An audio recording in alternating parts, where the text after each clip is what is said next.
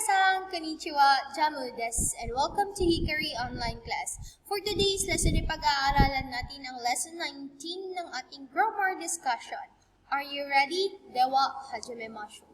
Okay, so we will gonna start from verb ta form. So we will gonna learn another conjugation of the verb, which is the ta form. So first, let's start from group 1. So to make the group 1 into ta form, first you must omit the mas and change e, chi, and ri, okay, to chisai, to, and then ta.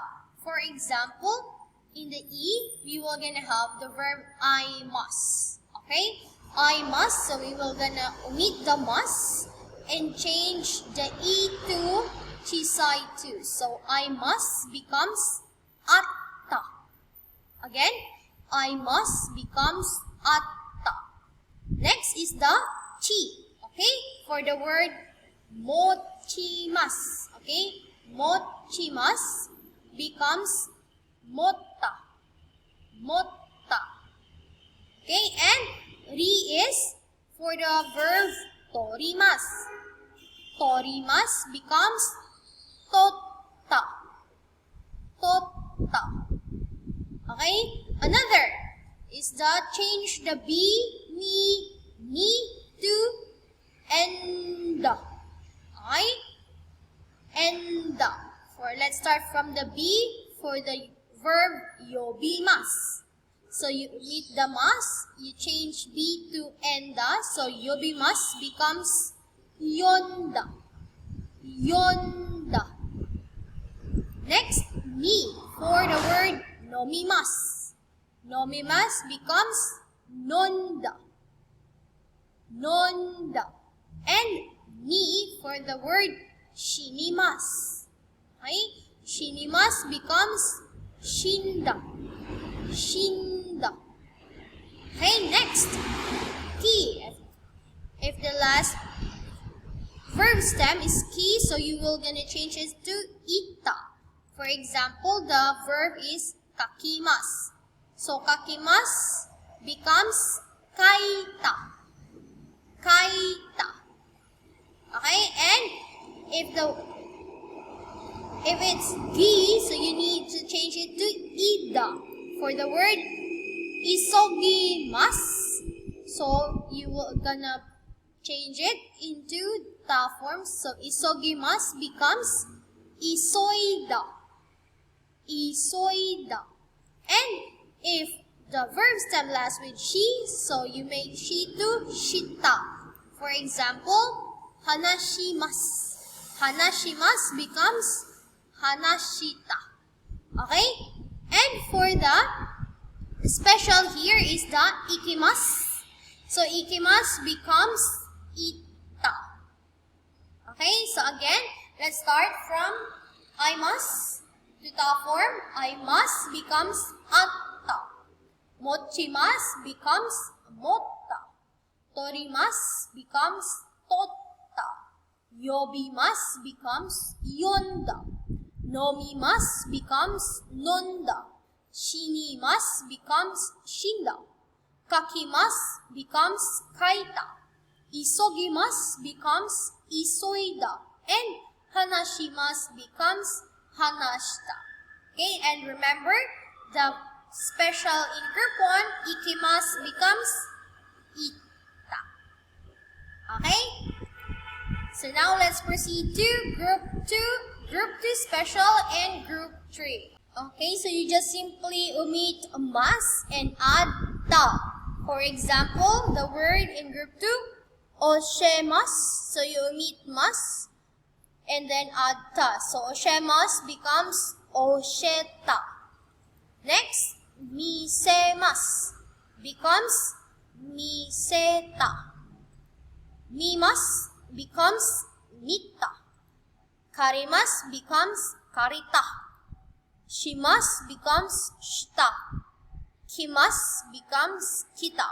And shigoto shimasu becomes shigoto shita. Okay, again. Oshemasu becomes osheta. Misemasu becomes miseta. Mimasu becomes mita. Karimasu becomes kareta. Shimasu becomes shita. Kimasu becomes kita. And shigoto shimasu becomes shigoto shita. Okay? So, just simply omit mas and add ta to make the group 2 special, and group 3 into ta form. Okay, now let's have the grammar structure that uses ta form, which is the verb ta koto ga arimasu. Okay, so have experience. So this sentence pattern is used to describe what one has experienced in the past.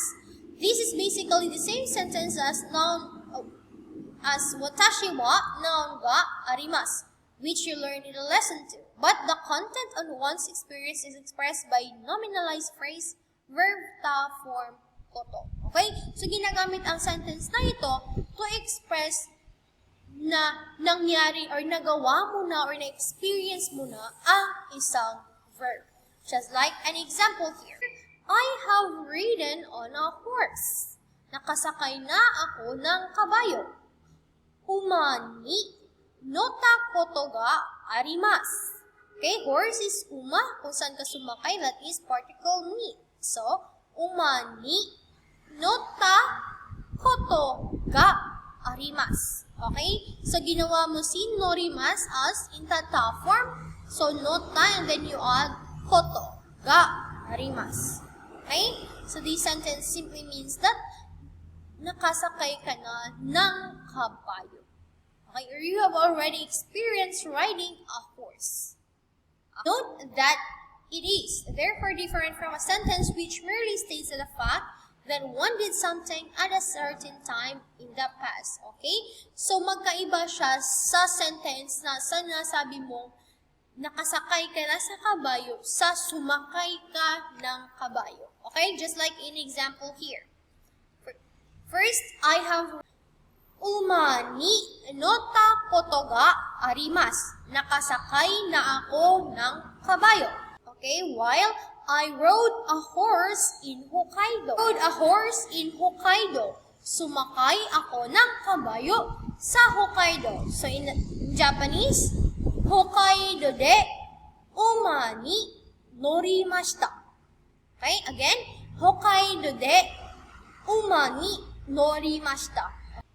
Okay, as you can see, in our first sentence, umani no takoto ga arimasu. Sinasabi mong na-experience mo nang sumakay ng kabayo. While on the second one, is sinasabi mong ginawa mo ang isang action in the past or sumakay ka ng kabayo. Okay? So, when you want to express you have or you experience something, so you just use the verb takoto ga arimasu. While if you just want to say na ginawa mo ang isang action at that time, so you just say, or you're gonna use the formal verb or past tense. Okay, so next is the verb tari shimasu. So this expression means, or this is referring to verb and so on. Okay, so you learn an expression for referring to a few things and persons among many. Okay, so ya and ano. So, in a past lesson 10, so we already discussed na pag sinabi mo ang isang bagay, or when you use ya and ano, you just enumerating the things but not all. So, may natitira pang mga bagay na hindi mo sinabi. Well, it is the same in the verb tari shimasu. Okay, so may mga actions pang ginawa, hindi mo lang sinabi. Okay? So, you are referring to some action among many other actions. So, sinasabi mo lang yung either dalawa or tatlong action, but there are other more. Okay? So, the tense of the sentence pattern is show at the end of the sentence. Kung anong tense ng sentence na ito, so malalaman mo in the last sentence of the pattern. Okay? So, just like an example here. On Sundays, I play tennis, watch a movie, and so on. Okay, so in Japanese, Nichiyoubi wa tenis wo shitari, eiga o mitari shimasu. Okay, so sinasabi mo na naglalaro ka ng tennis, nag-watch ka ng movie, on Sundays. But it's not limited to that things also, but there are other actions that you didn't mention. Okay? So may mga bagay ka pang ginawa, hindi mo lang sinabi. Okay? So remember to make sure that you don't confuse the meaning of base pattern with that of the te form sentence which you learned in the lesson 16. Okay? So we already learned in lesson 16 that the verb te form is which only used to connect verbs or when we do something na sunod-sunod. Okay? So, just don't be confused. So, here is the example. In the verb ste. Okay? I played tennis and watched a movie. Tenneso shite ego mimashita. Okay? So, nanood or naglaro ka ng tennis, pagkatapos, nanood ka ng movie. While I played tennis and watched a movie and so on. Tenniso shitari, ego mitari shimashita. Okay? So here in the I played tennis and watched a movie, so sinasabi mo na sunod-sunod mong ginawa si action. Okay? When you use a verb te to enumerate action, so that means na ginagawa mong sunod-sunod ang mga verb. So that means that I played tennis, ginawa mo si tennis bago ka nanood ng movie. Why in this one? I played tennis and watched a movie and so on. Tenneso shitari, ego mitari shimashita. So that means na hindi mo siya pinagsusunod. It is either nauna si watch a movie or nauna si played a tennis. Okay? So you're just saying na ginawa mo si action, but it doesn't mean na sunod-sunod mo talaga siya ginawa. Okay? So, in verb te shimashita, it is clear that seeing a movie took place after playing tennis. While in verb tari shimas, there is no time relation between the two activities. Okay? So, hindi siya pagkakasunod-sunod. It's either ginawa mo una si movie or ginawa mong okay, hindi siya pagkasunod-sunod. So, it's either ginawa mong tumingin or manood muna ng movie bago ka ng tennis. Okay? These activities, as mentioned, are example activities done to imply that one did other activity. Okay? So, these activities are mentioned as example activities done to imply that one did other activities besides them. And it is not natural that action usually done by everybody every day, such as getting up in the morning, taking meals, going to bed at night, etc. are mentioned. Okay, so hindi naman siya usual na ginagawa mo lang araw-araw. But it's not like an ordinary activities na ginagawa mo, kaya mo siya minimension. Okay? Next is the adjective, na adjective, noun, ni, narimas. Okay, so, narimas means to become, and this indicates changes in a state or a condition. Okay? Pag ginagamit mo ang sentence pattern na ito, sinasabi mo, or ina-express mo na naging isang adjective, naging isang na-adjective, or naging isang noun ang iyong topic. Okay? For example, in a e-adjective to apply the narimas, so you change or you omit I, you add ku, and then narimas. Okay? For example, our word is samui. So you omit mas, you add ku, and then add narimas. So samui becomes samuku narimas. Becomes cold. Okay? Another. Na adjectives. Okay, so you omit na, and you add narimas. For example, genki. Okay? So, if there's genki na, so you just omit na and you add genki ni narimas. Okay? So, you just add ni narimas. The same with the noun. Okay? So, when you use noun, for example, 25 years old. 25 歳 ni narimas. Okay? So you just add ni narimas to both na adjective and noun. Okay? So let's use it for a sentence. For example, sasabihin mong the room gets cold. Naging malamig ang room, or the room becomes cold. Lumamig na ang room. So, heya ga. Room is heya. Then, samui. Malamig. Samuku narimasu. Again, heya ga samuku narimasu. Okay, another. I will turn 25 years old next week. Magiging 25 years old na ako next week. So that would be, next week is raigetsu. Raigetsu, watashi wa 25 sai ni narimasu. Okay, so since 25 years old is a noun, so gagawin natin siyang ni narimasu. Okay, another. Drinking this tea will make you feel better. Okay? So, our topic here, or our object here is tea. So, kono cha o nomu to genki ni narimasu. Okay? Feel better. Genki ni narimasu. Okay? Another. The room becomes hot or gets hot. Heya ga atsuku narimasu. Hot is atsui, so it's e adjective. You omit I, you add ku narimasu. So let's make the sentence as heya ga atsuku narimasu. Okay, so ganun lang siya.